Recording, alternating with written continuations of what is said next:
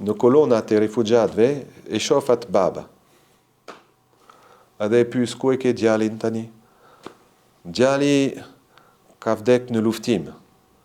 Se kur u shëru me njëherë e ka marrë armën e ka shku ka vazhdu. E kam një rast po që më kujtuet shumë mirë, nuk ja di emrin e këtij djali. Ishte në një fshat të Drenicës, po nuk guxoj ta them emrin sepse kurs më kujtohet në fakt. A ishte i Zbica, a ishte, nuk e di, është njëri i fshatit aty, po më andej Skanderaj më thellë, drejtim të Klinës dikun. Nej se ishte një i plagosur, gjaljeri 15-16 vjet i plagosur, që duhej patjetër ta çojmë në spital. E unë isha në ato 2 gjipa përsëri për me çu në spital. Edhe ky babi i tij ishte shumë shqetësuar. Babi ishte kreu i fshatit në fakt. Edhe tha patjetër ma ktheni djalin. E kishte një plumë, se di, kishte një plumë ende në trup e ku tani. Edhe dolëm. Pastaj unë isha bashkë me të në vetur të mbyllur mirë, me dry, e unë bashkë me të këtë të blagosur, edhe vjen punkti i parë policisë serbe. Ata deshen me hap, deshen me marrë djalin. Edhe ne isha me 2 kolegët mi, ishin 2 femra, edhe shumë mirë kanë folë konventat e Gjenevës, të tjera, më thënë s'kanë të drejtë, okay.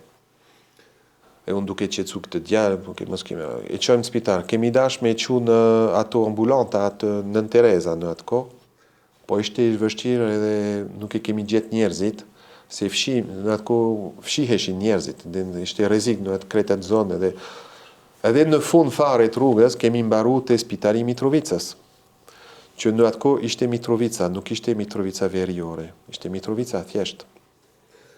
Edhe shkum në spitalin atje, mjekët kirurg ishin serbë. Ata i dishin ky djalë i ri, me siguri është luftëtar. Pyli asun s'kam dita, ka qenë luftëtar, s'kemi pyet, neve që kemi marrë për një shenjë civili, plagosur, kemi detyrë me shëru. Po duhet patjetër urgjent një operim, se kishte rrezik jete. Këta kirurg, më kujtohet shumë mirë, ishin 2 a 3 kirurg serb e kanë shëru. Shumë mirë e kanë shëru. Po jo vetëm e kanë shëruar. Ka qenë policia serbe, ka hyrë në salën e operacionit. Na kanë shtyp shtu, ne kemi mbrojtë aty. Po kirurg serb, bashkë me ne, e kanë ndalu policin. E policia doli.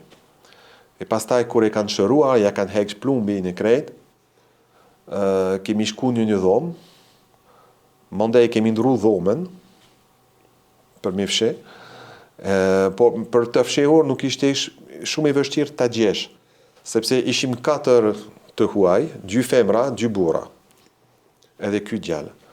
Ky djalë ka mbet gjithë natën në një dhomë, bashkë me këta 2 femra që kanë fjetë në atë dhomë, në një koltuk, ashtu, dërsa ne 2 burra që ishim, ne ishim para dhomës. E kemi ruajtur, për me pengu ndërhyrja e policisë gjatë natës. Edhe herët në mëngjes, shumë herët, para se mi u gdhi dita, e kemi heqë prej dhomës, e kemi kthy, apet punktin e policisë, policia ka dash me marë, apet e kemi mbrojt, apet e kemi kthy në fshat, edhe do me thënë e kemi zbatu, do me thënë respektu amanetin e babit që deshte, ja kemi kthy. Kjo ishte 98, më kujtuhet ka qenë, do shta mars, prin 98, ashtu dikun. Pastaj vjen 99, jam në Kuks, ku është vala e refugjatëve. Në kolonat e refugjatëve e shoh atë baba. Edhe e pyes ku e ke djalin tani? Djali ka vdek në luftim. Se kur u shëru me njëherë e ka marrë armën e ka shku ka vazhdu. Edhe ka vdek më vonë. Ja, kjo është një rast që më kujtohet mirë. Po mos haro sjellja e kirurgëve serb në atë kohë. Ka pas edhe mjek. Ka pas edhe mjek cilën nuk e kanë respektu betimin e Hipokratit, mirë po ma vënë është. Po sigurisht, po them sigurisht që ka ndodhur. Po në atë ditë s'ka ndodhur ashtu.